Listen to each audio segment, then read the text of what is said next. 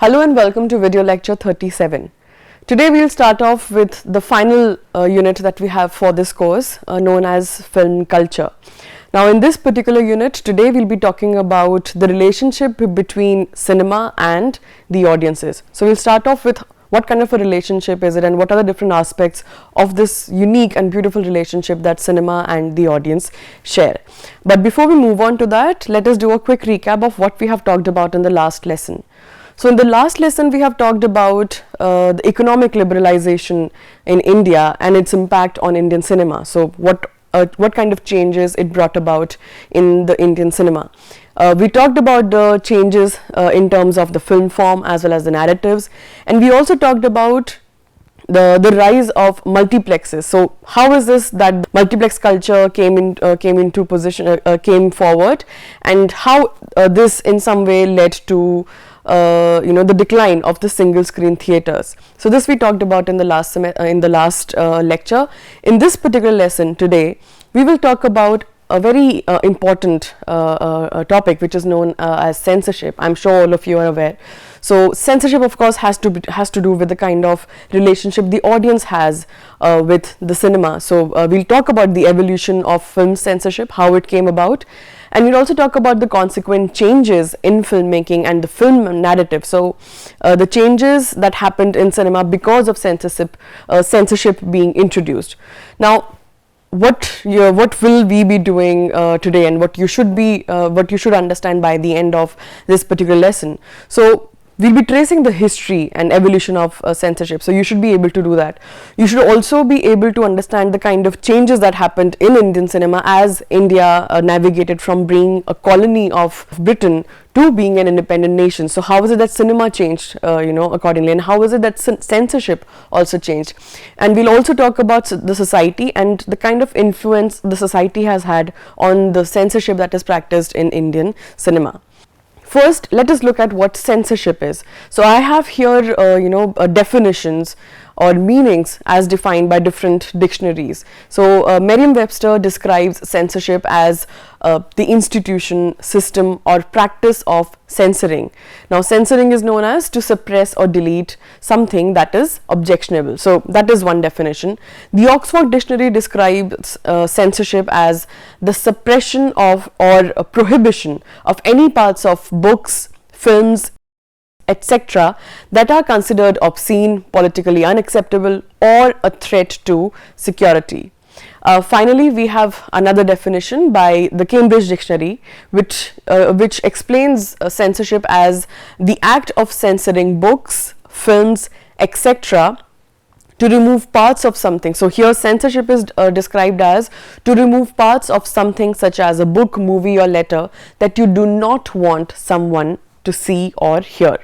So all these three have been various definitions of censorship. I'm sure you now understand what censorship means. So dominantly the terms that are coming across to us are prohibition or not being allowed to see something, or there is an institution or people in power who are deciding for a group of people what can be shown, what cannot be shown, what can be read and what cannot.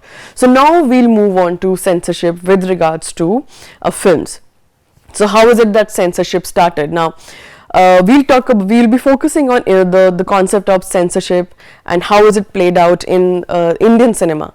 But to do that we need to trace it back to where it all started from. So in the year 1909, the first Cinematograph Act was passed in Britain, and this act was known as the British Cinematograph Act of 1909. Now this act was introduced to make sure that the screening spaces, the screening environments where the films were being projected were safe for the audience. So after all of this happened, after this act came into place, what it meant was that if there was any film that had to be screened in a theatre or in a screening space that is meant for projection of films, it had to first apply for a screening license. So this would make sure that the space that the film is being showcased as is safe. But this act also, what happened was, although it was meant for safeguarding the locations of the screening of the theaters, but what it also did was that it acted as something that was used to regulate and control the content of films. this starts happening. So the Cinematograph Act, rather than working only on safeguarding the environment, the cinematograph was started. It was being used as something to regulate the content. Now, films, of course, the moment they were introduced in India, they gained a lot of popularity with the masses. Like cinema had a really wonderful, a time with the audience here. They were really accepted by the audience. In the year 1918, the Cinematograph Act was passed in India as well. Now, of course, at that point of time, India was under the British Raj. So, and in this particular act, so this was passed by the British government. By the British people in India, and what this Cinematograph Act did was that it introduced the concept of censorship to Indian cinema as well. So up till then there was no licensing required, but with the Cinematograph Act of 1918, the concept of censorship was introduced in Hindi cinema as well. What was to be done according to the Cinematograph Act was that there was a license. For any particular film to be screened, a license had to be issued by the district magistrate. So, and they would decide, the district magistrate would decide upon having a viewing of the film whether the film was fit for public exhibition or not. Now, there were various reasons, for why a film could be said to be not suitable or not good for the audiences. And so the central concerns for the particular act were that it should first and foremost make sure that that it provides for the safety of the audience, the space that the audience is sitting in, and also to prevent the exhibition of anything that was considered as objectionable, for the audience. So there was, the people who were issuing the licenses, they would decide for the audience what was objectionable and what they should watch or should not watch. At the heart of it, though, what the Cinematograph Act was doing, that it was meant to curb the spreading of the nationalist movement during that time. So cinema, of course, at that time reflected what was happening in the society, and the nationalist movement was really gaining momentum. So naturally that seeped into the cinema of the time. So which is why the Cinematograph Act was introduced, so that parts where the nationalist movement is being showcased, or parts where the British Raj is being criticized could be censored. So this is how the act started acting. The act came into effect in the year 1920. It was passed in 1918 and it came into effect in the year 1920. According to this act, there were 4 censor boards that were set up across, there were various censor boards that were set up across India. So you had one each in Calcutta, in Bombay, in Madras, in Lahore, and in Rangoon. So these were all places, of course now the names have changed, but these are the places where the various centers or boards were established for this particular censoring process. Now, it required that the film exhibitors, they apply to any of these centers and try to secure a license for their film. So the local authorities of that particular place, they would first watch it and then give them some kind of a license whether they could showcase it or not. Now, it was the authorities that decided whether a film was appropriate or not, whether the film's content was appropriate for public exhibition or not at all. So on the basis of all of this, the film was given a license. Now, the things that were not allowed in cinema were, the contempt or ridicule of the king's uniform, or showing the officers, the British officers specifically, in bad light, any kind of violence, underdressed female characters or characters in jail, these were all things that were listed as objectionable, because in some way or the other all these things were reflecting on the kind of ill will that the Indians had towards the British colonizers. So the act actually became a means for the British Raj to censor the films that did not align with psychology. So this is how the act was being put to use. Now, in the year 1921, of course, the act was implemented in 1920. In the year 1921, the first film ever to be banned was Bhakt Vidur. Now, this film was banned because it had a character which was very similar to Mahatma Gandhi. And of course, as we all know, Mahatma Gandhi was the torchbearer of the freedom movement. and therefore just because there was a character who was very similar, or who was based on the character, on the real life person Mahatma Gandhi, the film was completely banned because the British Raj did not want people to be associated or to watch this kind of content. So then what happened, the filmmakers started, they started finding subtle ways of critiquing the British. So there were very oblique references in cinema, so they were not out there, they were not in your face criticisms, but filmmakers did find different ways of trying to critique the British government at the time.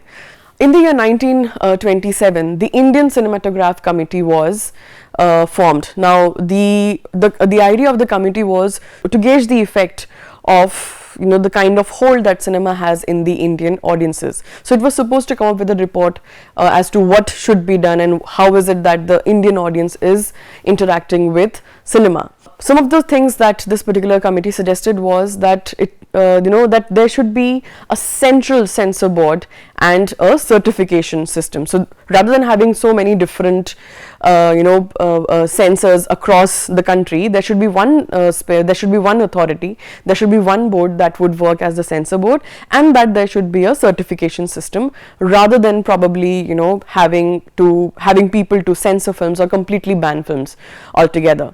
Now this was of course suggested in the 1927 committee, but all these changes and many more were not implemented for a long time. These were changes that were implemented after India gained independence. So this is how this is what the history or the beginning of censorship in Indian cinema has been all about. Now we will look at what happened to Indian cinema after independence. So up till now we have talked about censorship in Indian cinema that was being practiced by the British government. But after India gains independence, are there any changes that take place, or if the good changes or the bad changes? How is it that the freedom of India, the independence of India, affects censorship affects the censorship of Indian cinema? So post independence, all these regional boards that we talked about in Calcutta, in Bombay, these separate boards, they ceased to exist and they were unified as one single board, which came to be known as the Bombay Board of Film Censors. Of course, we all know India gained independence in 1947. In the year 1952, the Cinematograph Act was implemented. So it was passed. Now, this was of course 2 years after India had adopted its constitution, and the parliament had passed this particular act. So in the constitution, of the major rights that a particular citizen has in India is the freedom of expression, and we mentioned this here because censorship in some way or the other later on has been argued. It has been argued that censorship actually fundamentally is against this freedom of free speech that has been allowed to the citizens of India. So the constitution is adopted, and then 2 years later the parliament passes the Cinematograph Act in the year 1952. After all of this happened, the board was reconstituted, and it came to be known as not the Bombay Board but as the Central Board of Film Censors. And also this particular act, the 1952 Cinematograph Act, it also decided the composition of the board members. So the chairperson and the board members, they were to be appointed by the central government. Now this of course has various implications, because this works in the favor of the government, because at any point of time when the government is choosing the chairperson as well as the board members, the government can find a way of having some kind of an indirect control over what kind of a film gets passed, or what kind of films are censored, or what is censored. So this is how now the censor board, or the censoring or the censorship in Indian cinema is changing after independence. Now post independence, there was a push from the government for a national identity, for creating a national identity, a national culture, and of course films were supposed to be a good vehicle for pushing forward all of this, and automatically this had an influence on censorship. In the year 1954, a lot of women wrote to the Prime Minister Nehru at that point of time. So these women had petitioned to the Prime Minister stating that the kind of films that were being showed, or the content that was being showed in the films, was not very appropriate for the youth, because they looked at cinema as something that was corrupting, and they looked at cinema that was vulgar, and they had petitioned that this kind of cinema, the influence that the cinema had, was leading to precocious sex habits in the youth, and therefore, you know, something needed to be done about it. Now, we need to remember here that, you know, before all of this, before independence, there was this prevalent on-screen kiss, you know, that was completely okay with the audience back then. But after, you know, independence, because it was more about the culture of India and making sure that, you know, it is not diluted, this on-screen kiss completely disappeared, you know, from the films, and so much so that, you know, it is only recently that now this on-screen kiss has sort of become a general or a common thing. But for the longest time after independence, the on-screen kiss was a complete no-no for the Indian audience and the filmmakers automatically. So the censorship in India then became more than just a official sanction. So it was not just about, you know, these officers deciding what can be shown or cannot be shown. The society also had an increasingly important role in how censorship worked in India. So because the censorship was emerging out of these social surroundings also, so the approval of such groups, you know, the groups, these pressure groups, these social pressure groups, the approval of these pressure groups was also equally important for any film that wanted to see the light of the day. Now, we have a lot of, you know, contemporary examples, and we will be talking about them, of how the society also plays an important role in censorship, where the censor board doesn't exactly work according to the rules, you know, decided, but it has to take into account the kind of the kind of response a particular film is garnering from the society. So now in the year 1983, an important thing happened, which was that the name of the board was changed to the Central Board of Film Certification rather than the Central Board of Film of Censorship. So censorship, as I said, censorship means to prohibit, to not let certain people, or to not let people have access to a certain thing. So this particular name was done away with in the year 1983, and the board the board was renamed as the Central Board of Film Certification. Now the idea of the certification was that the board will only look at a film and just provide a certificate stating whether the film was fit for unrestricted public exhibition, in which case it got the certificate known as U, or whether it should be restricted to the adult audiences, in which case the certificate that was offered or that was given to a particular film was A. So these were two of the licenses or certificates that were given. Apart from that, there was also the UA certificate, which is known as the unrestricted public exhibition subject to parental guidance for children below the age of 12. So unrestricted, of course, meant that it was a universal film, but for children to be able to watch this film, for children below the age of 12, they always had to be accompanied by their parents or some kind of a guardian. Then of course there was the fourth certificate, which is known as the S certificate, which basically means that this kind of a film has to be restricted to a specialized audience, so people like doctors or scientists, a very specific group of people that the film has been made for. So these are the changes that happened in censorship and how it came about. Let's just do a quick recap of what we have talked about in this particular lecture today. So we talked about the introduction of censorship in Indian cinema, how it came about.